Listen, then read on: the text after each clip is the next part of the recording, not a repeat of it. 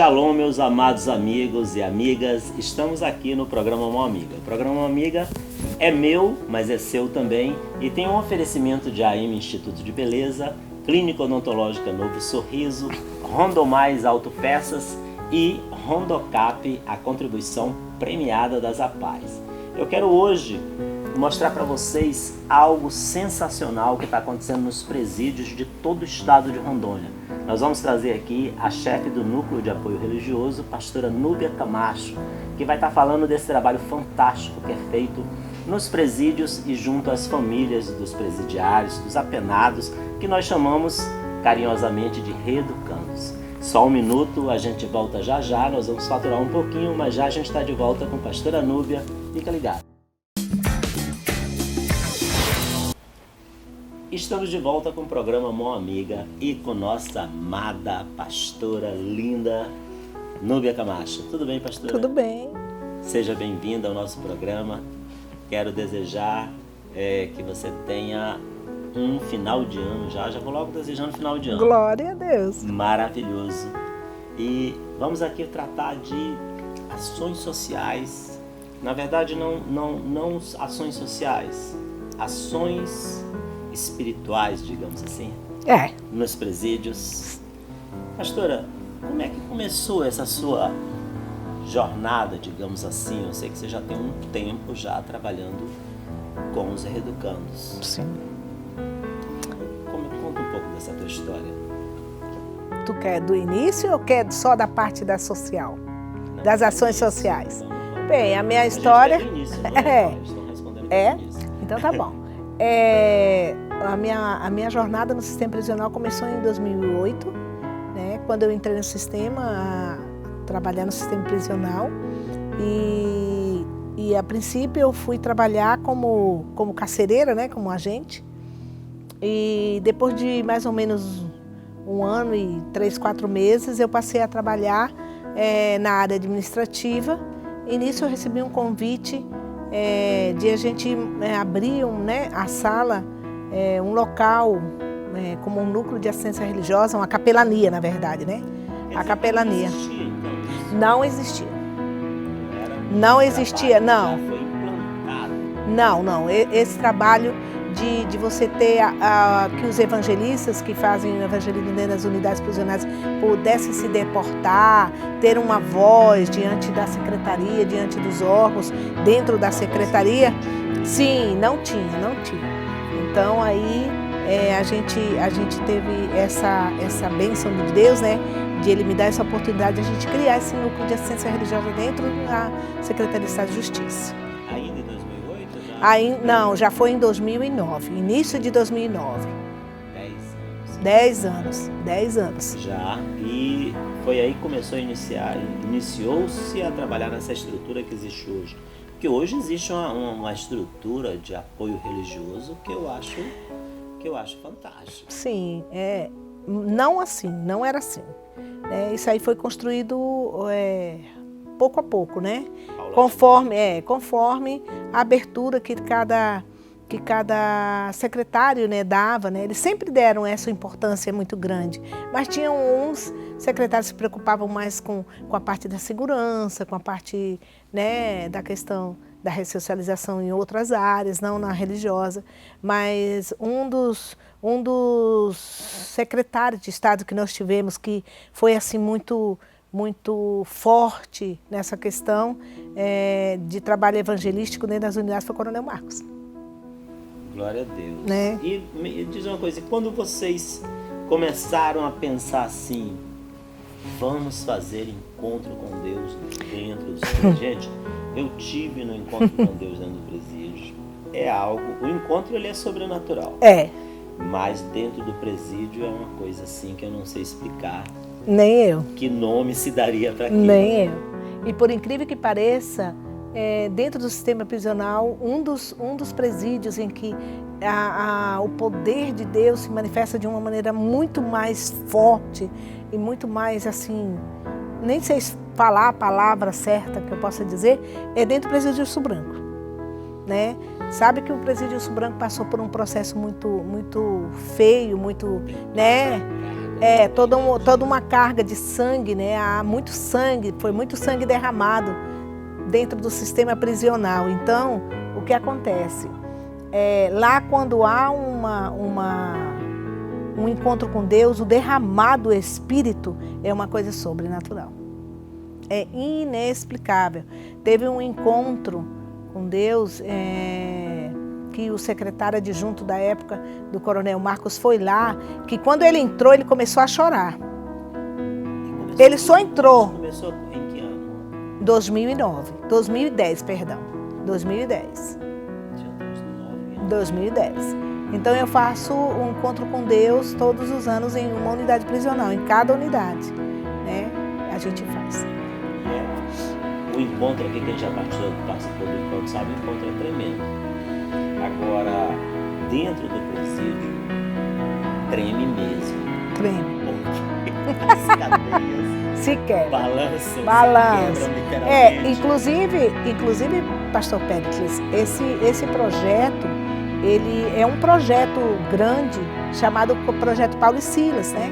Que engloba toda a parte evangelística diária, engloba a questão do evangelismo através do encontro com Deus, né? Que isso é feito pela própria núcleo de assistência religiosa, né? Que essa é uma atividade do núcleo, né? Isso engloba também o casamento coletivo, isso também engloba um seminário de casais que eu faço para os agentes prisionais, né? Que a gente também olha para o lado dos agentes prisionais, então a gente também faz isso.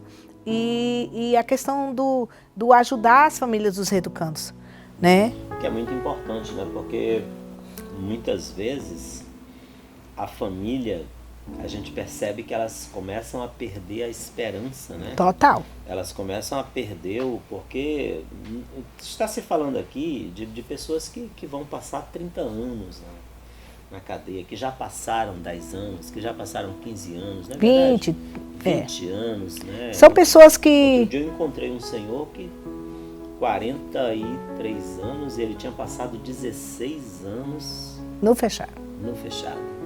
Meu Deus. É uma vida toda, né? Quase metade da vida dele. Mas deixa eu lhe falar, pastor Péricles, o maior dos problemas dentro do sistema prisional que a gente vê é a questão das drogas, amigo. A questão do vício nas drogas é uma coisa muito forte dentro do sistema prisional. Essas idas e vindas desses reeducandos, geralmente é por conta do vício. A maioria deles é por conta do vício. Então a gente entra com a palavra de Deus, que ela é uma ferramenta extremamente eficaz. Para mim é a maior das ferramentas, eu digo assim. Coloco nessa estrutura, né, que é uma das ferramentas mais poderosas que existem, né, para a mudança de vida das pessoas. Uma besteira, mas assim, no meu ponto de vista, a ferramenta religiosa é a única eficaz. A única. As outras são paliativas. As outras são só, eu vou colocar uma palavra. São atenuantes. Adereços.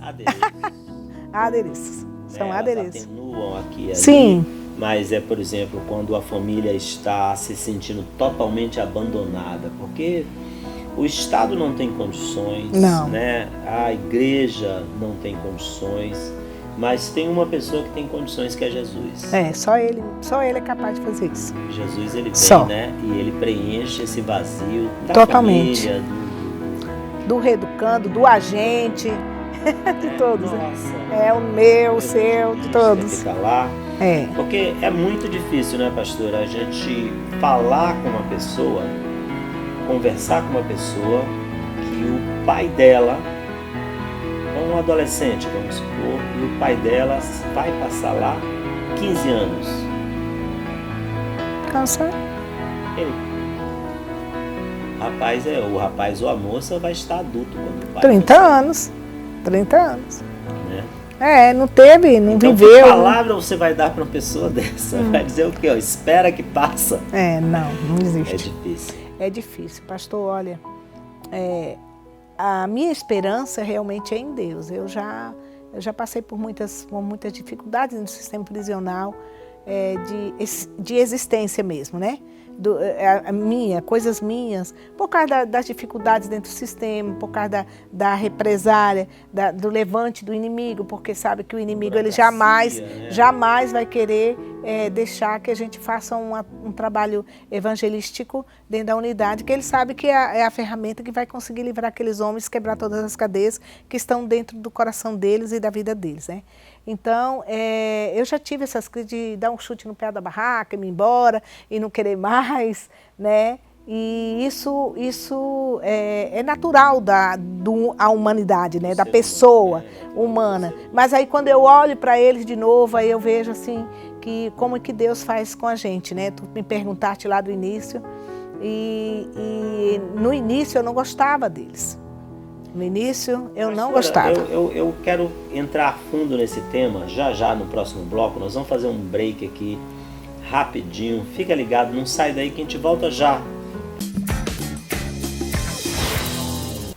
Estamos de volta ao programa Uma Amiga. Agora trouxe hoje Pastora Núbia. Pastora, é um prazer estar contigo aqui.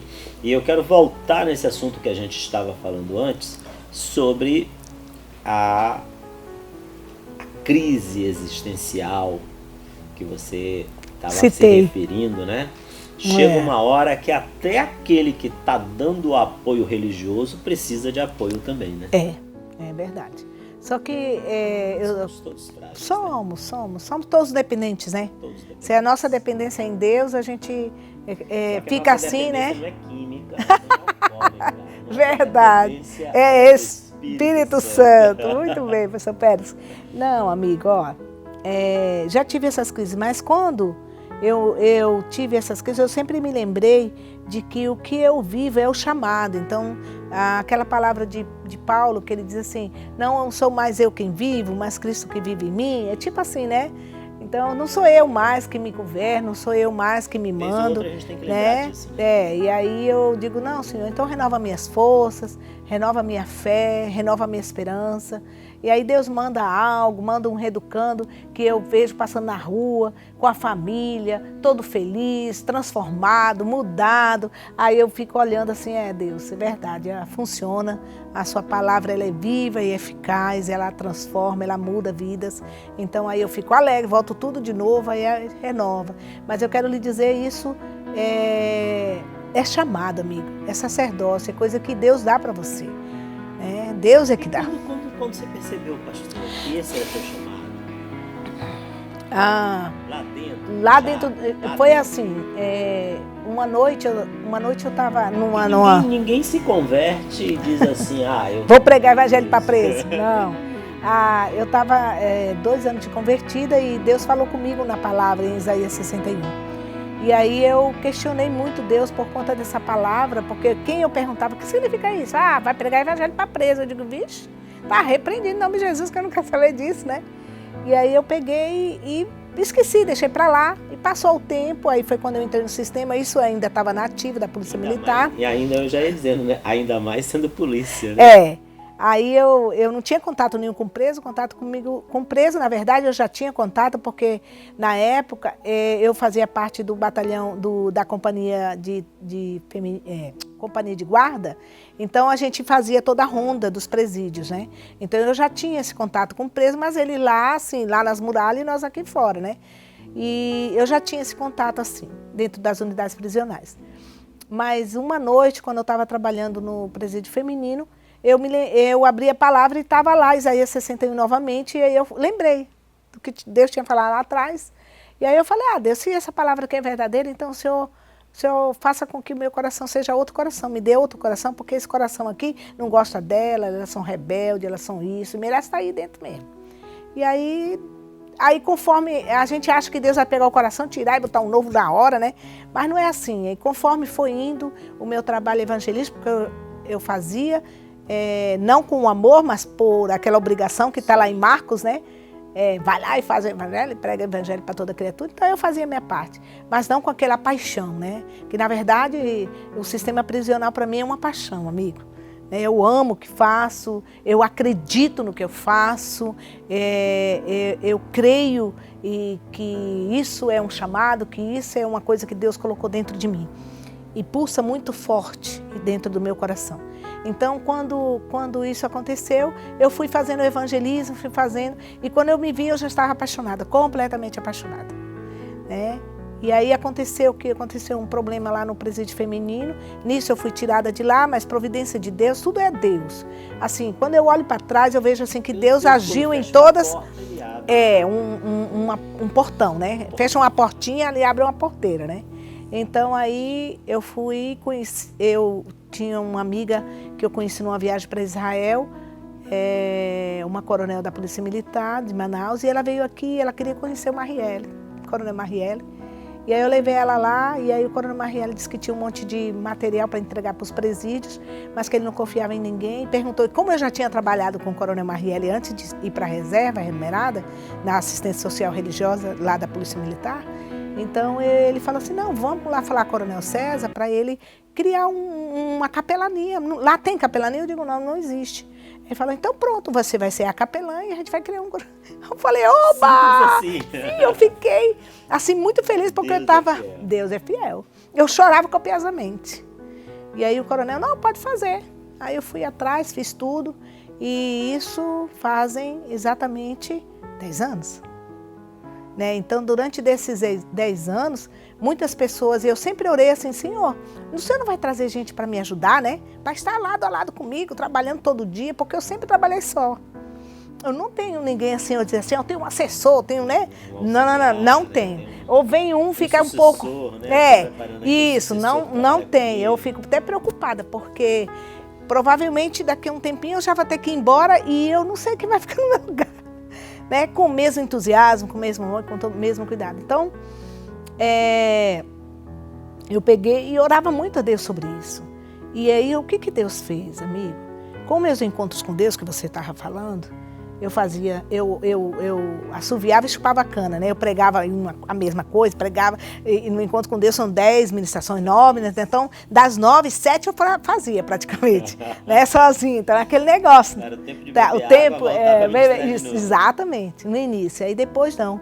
Aí começaram a aparecer as pessoas, por conta eu chorava muito e pedia a Deus que me desse pessoas que tivessem o mesmo amor e entusiasmo e crescem, que olhassem para aquele ser humano que a sociedade não quer, que a sociedade despreza, né, que não quer nada, e olhasse para ele e visse algo de bom.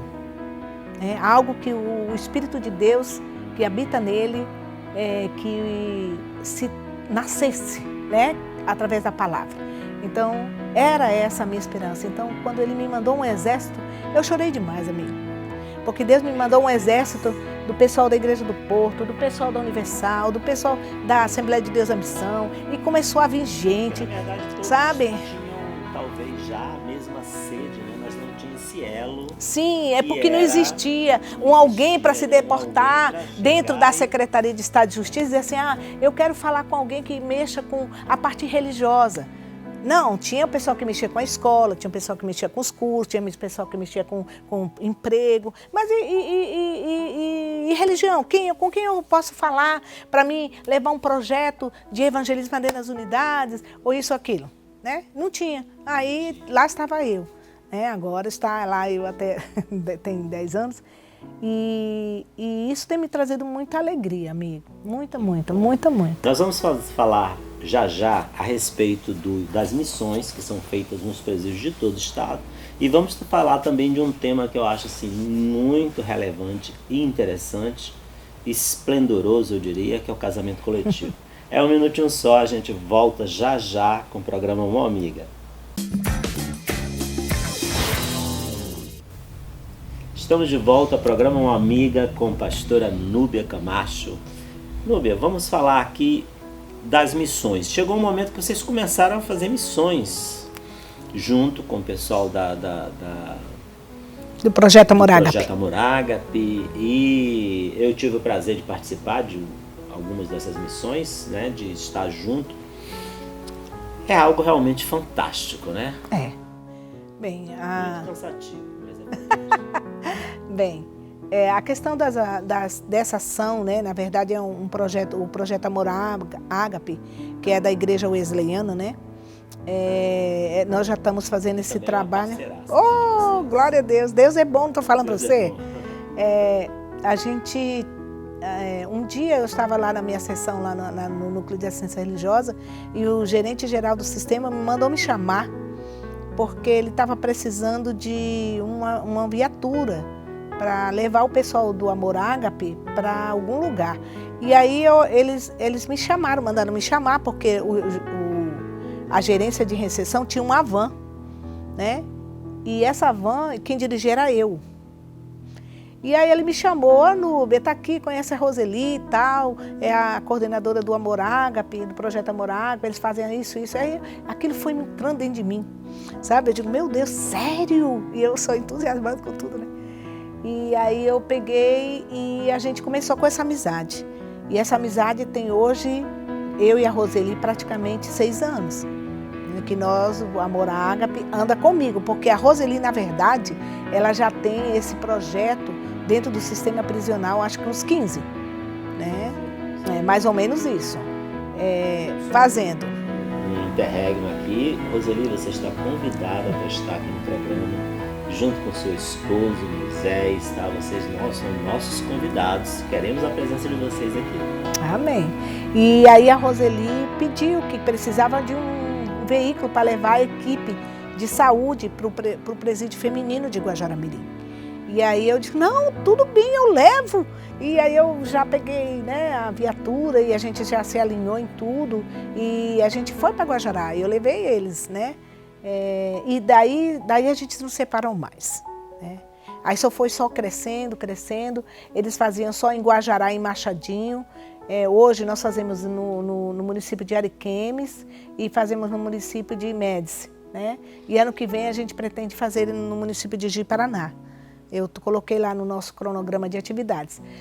Como é o projeto Amor Ágape? Como funciona? O projeto Amor Ágape, ele pega voluntários, médicos, dentistas, massoterapeutas, né, psicólogos, advogados, cabeleireiros, coaches, pastores, né, evangelistas, e coloca todo mundo dentro de um ônibus e leva para as unidades prisionais.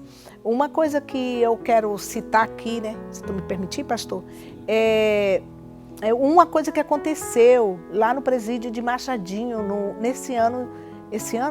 ano passado, no presídio de Machadinho, no Centro de Ressocialização Esse ano eu estava lá. Do Machadinho, em que a gente estava fazendo um trabalho de saúde lá na unidade, e nessa espera, eles ficam esperando, nós vamos evangelizando, enquanto eles esperam um atendimento médico, o psicológico, ou então o massoterapeuta lá, ou o corte de cabelo.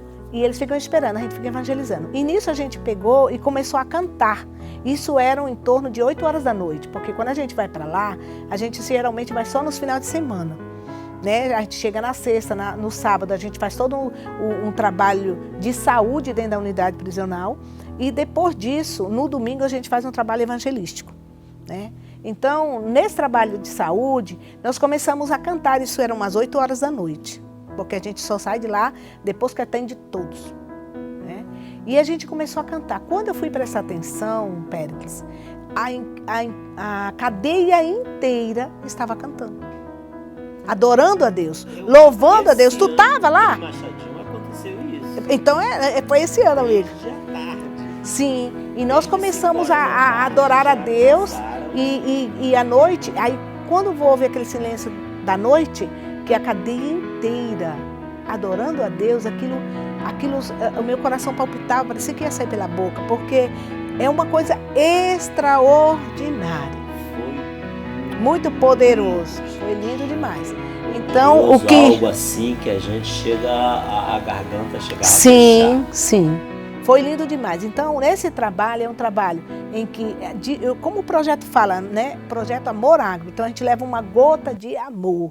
Então, a gente ama, representando a representabilidade desse amor, que é numa obturação de dente, num arrancar dente, num corte de cabelo, num atendimento psicológico, num atendimento jurídico, num afago, num abraço, num sorriso. Então esse é o amor que Jesus ensinou. É o contato, né? É o contato. O ato de visitar já é uma prova de amor muito grande. Isso. Você perder o fim de semana, perder o feriado, são os profissionais que trabalham assim extenuamente, né? Que são médicos, são sim, dentistas, massoterapeutas. Pessoas que trabalham têm uma carga de trabalho extenuante. Sim. E no momento em que poderia estar descansando, relaxando com sua família, estão doando um pouco do seu talento. Eu não diria um pouco. Não. É muito, né? Bastante, bem muito mesmo. Sábado, domingo, não é fácil. Aí no domingo a gente fecha com chave de ouro, né? A gente faz um evangelismo para toda a cadeia. E nesse evangelismo a gente faz um teatro, a gente leva uns exemplares de Bíblia para aqueles que não têm. E a gente fecha com um café da manhã que a gente dá para os reeducandos e também para os agentes prisionais, né? Porque esse trabalho nosso social também, ele se estende não somente para os reeducandos, também se estende para os agentes prisionais. Eles também fazem massoterapia. Se precisa de dentista, a gente também atende. Então, assim, é pro presídio, né? Para a unidade prisional no todo, para todos os que estão ali. Religioso, inclusive, principalmente religioso. Eu estava em Machadinho, aí eu presenciei agentes prisionais. Sim, verdade mesmo. É lindo. Se ajoelhar e pedir, não, eu quero. Né? Então, muito lindo. Esse ano agora, essa semana agora, nós estaremos indo, né, para Guajará-Mirim, né, para encerrar o nosso cronograma desse ano, né? Em Guajará-Mirim, para tu ter uma ideia, são tantos anos que a gente já vai lá, que as meninas já esperam por nós lá. As meninas esperam. Tu acredita, Pérez? Ansiosas, elas fazem lembrancinha para nós. Lindo, elas fazem lembranças, elas fazem teatro para nós, elas preparam teatro, elas preparam louvores, elas ficam esperando. Pastora, nós vamos com muita fazer ansiedade. Mais um intervalo e depois eu quero falar no próximo bloco sobre casamento coletivo. Eu tive lá também no casamento coletivo. Gente, é fantástico, é uma coisa assim sobrenatural. Eu quero falar sobre esse assunto. A gente volta já, é um minutinho só, não sai daí. Estamos de volta ao programa Uma Amiga com essa figura maravilhosa que é a pastora Núbia Camacho, cheia da unção. Pastora, muito bom estar contigo. Mas eu quero falar, eu fiquei muito impressionado, pastora, quando eu estive lá no presídio Jorge Thiago 603, Isso. Né, conhecido como 603, que eu vi aquela, eu não sei, super produção, uma produção maravilhosa para fazer o casamento coletivo. Mais de 30 casais. 34. 34 casais. E eu queria que você falasse para nós como é que, gente, da onde surgiu uma ideia louca dessa de fazer casamento coletivo dentro de presídio, dentro do presídio. Bem, por conta do nosso trabalho evangelístico, assim, bem firme dentro do presídio Urso Branco, porque eu passei, quando foi formado o núcleo de assistência religiosa, a minha sala era lá dentro do Urso.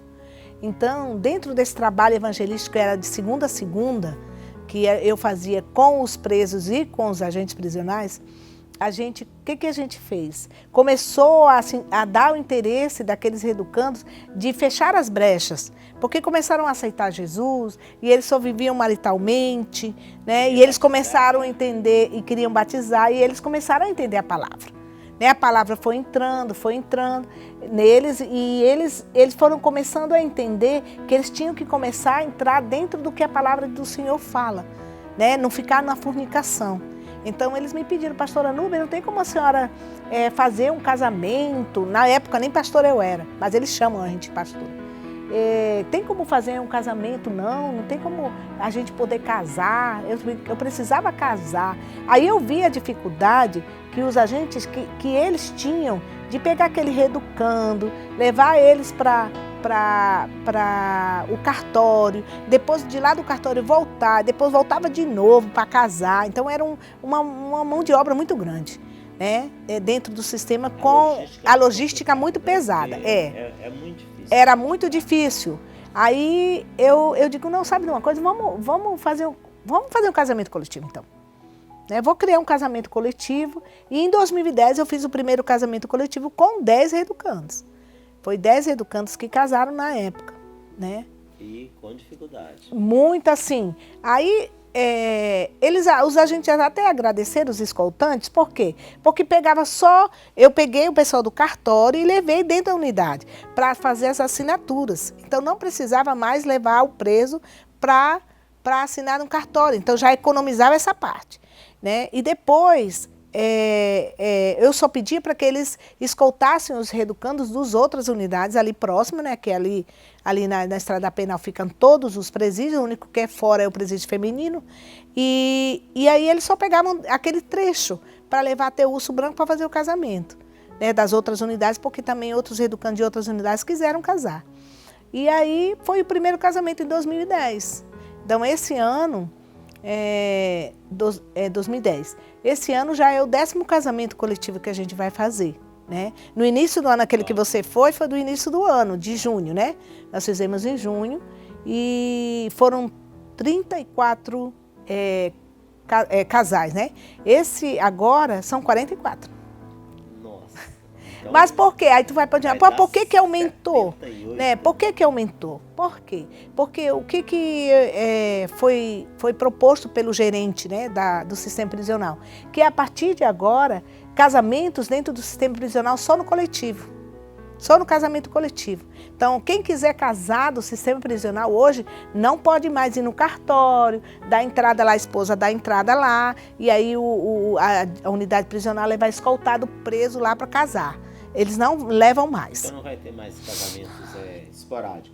Não, pinga-pinga. A não ser que for uma coisa muito, muito assim, que tem que ser, porque tem uma herança para receber ou alguma coisa assim, não sei, porque deve acontecer. Então, tem alguma coisa e precisa se resolver, porque existe, né? E aí, então, por esse motivo é esse aumento de casamentos que houve. E também porque o sistema prisional e o casamento, aí as pessoas um dia vieram me perguntar, mas qual o objetivo do casamento? Casamento coletivo do sistema.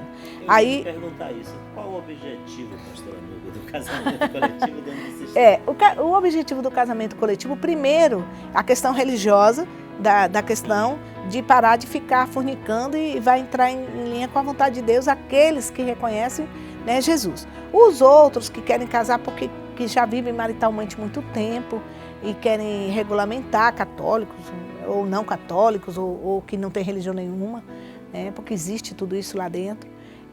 Mas esse é um dos objetivos. O outro objetivo é acabar com esse troca de casais que há dentro do sistema prisional demais. Porque o que se exige hoje, antigamente, que hoje já até mudou mais, né? O nosso gerente novo, o Célio, criou essa questão e eu gostei muito disso. O que acontecia?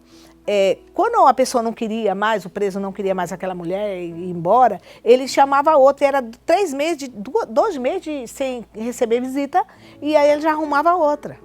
Então ficava aquela troca de casais o tempo todo.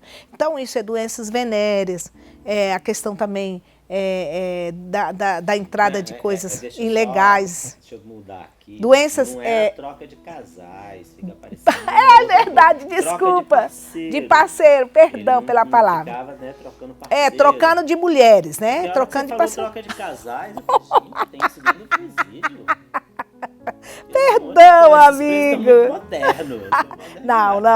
Verdade, É troca de esposa. Troca de companheira. Outra parceira. Isso, desculpa, gente. E num ano ele tinha lá 5 parceiros. Dependendo, porque era de 2 em 2 meses que trocava, né? Antigamente era assim. Então dá tempo de Então acontecia esse tipo de situação. Muitas doenças sexualmente transmissíveis. Também a questão da questão ilegal, né, da entrada de coisas ilegais para dentro da unidade. Então, isso minimiza muito. A gente acha assim, não, mas minimiza sim. Aí hoje, a nova portaria que tem dentro do sistema prisional é que aquele que separa de uma mulher é 1 ano para poder ter outra, mesmo que seja só com a ele marital. Pode ter outra mulher. Ela não pode estar visitando ele, visita íntima no presídio, né? Não, Não é ele isso. não pode ter outra mulher só depois de um ano. Sim, Qualquer mas outra mulher dentro do entra, presídio. entra dentro do presídio só, porque Se ele assim... tiver uma outra mulher por carta, ele pode ter. por carta. Não, eu falei... Pode ir no presídio. Ela não pode ir para visita íntima. visita Vamos lá íntima falar o durante- português da cadeia. durante um Não ano. tem íntima, não tem íntima durante um ano. Porque aos poucos vai se mudando e daqui a pouco o sistema federal, por exemplo, pastor Pérez, só aceita se for casado, Sim, que seria o correto, legalmente, né? Que seria, não, tem que ser. Tem que ser o correto. Senão, a gente vê muitos casos de prostitutas, né, que ganham dinheiro indo Para os para os presídios. presídios, né? Os presídios. Lá ela visita quem tiver disponível Com a certeza. pagar. Ela vai com um, né? E lá. Exatamente. Entendeu? Acabou. Pastora, foi um grande prazer, é uma pena que o nosso programa está chegando ao fim. Mas foi um grande prazer tê-la conosco. Mais Espero uma que você vez. volte sempre Amém. aqui no programa Amém. Uma Amiga, tá? E as câmeras estão aí abertas para a senhora dar seus agradecimentos, sua palavra final Amém. para o nosso telespectador. Amém. Eu quero pedir desculpa primeiro pela questão da palavra dos parceiros, né? Não é parceiro, gente, é esposa, né? Que a gente chama. Mas eu quero agradecer, pastor Pérez, pela oportunidade de poder a gente estar mostrando um trabalho que muitas vezes não é tão valorizado, né, amigo? É um trabalho em que você não vê frutos assim de cara, né? Os frutos às vezes demoram a aparecer, né? Mas E é um trabalho invisível, né? é o invisível, Ninguém nem disso. sabe o que acontece, mas eu quero mesmo lhe não dizer, sabia. eu quero dizer que o trabalho evangelístico dentro das unidades do estado de Rondônia, ele é muito pujante, é muito forte. Tem muitas igrejas extremamente comprometidas e acreditam de verdade que a palavra de Deus muda a história da vida das pessoas, transforma a mente. E eu quero aqui aproveitar, né, e agradecer a todos esses parceiros, essas igrejas parceiras que nos ajudam nas orações, nos ajudam no evangelismo, nos ajudam até financeiramente para a gente fazer as nossas atividades, como Encontro com Deus, né? A Igreja do Porto, que tem sido assim, uma igreja que nos ajudou demais, né, o ano passado. E eu quero agradecer à Igreja Wesleyana e a todas, do Evangelismo Diário, que estão lá todos os dias, estão lá dando, né, não ganham R$1, não recebem nem para o combustível. São. Hoje nós temos 58 igrejas dentro do sistema prisional do Estado, né, com mais de 500, quase 500 evangelistas, né, no total. Eu falo no total em todo o Estado, que fazem evangelismo dentro da unidade, que se dedicam, que dão o seu sangue, dão o seu ID, fazem seu ID, né? O ID de Deus. Muitas vezes sem recurso, né? Sem recurso. Eles mesmos, recursos próprios, né? Oferta da sua vida, oferta do seu tempo, oferta do seu financeiro. Isso é muito bom. E eu agradeço a Deus pela vida de cada um. Eu não tenho como pagar, mas aquele todo-poderoso lá de cima, com certeza, vai pagar, vai lhe abençoar, que lhe prospere, que seu ministério seja uma bênção. Mais e mais. Muito obrigada. Amém. A Shalom de Deus na sua vida seja poderosamente abençoado.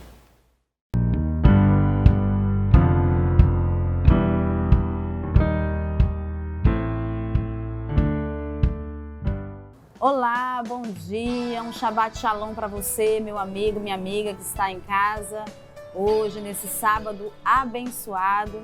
Eu quero que o Senhor venha abençoar a sua casa e neste momento nós vamos aqui falar um pouco sobre o perdão.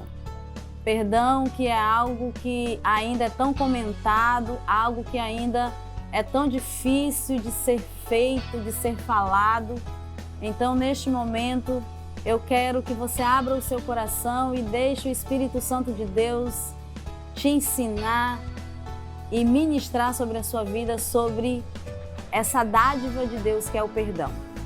Perdão é algo que muitas vezes nós dizemos que não vamos fazer, que não vamos liberar, que nós não somos Deus para perdoar, mas eu quero te dizer que Deus nos deu esse poder, o poder de perdoar, o próximo, o poder de perdoar o irmão que nos ofendeu, o pai, o amigo, o filho.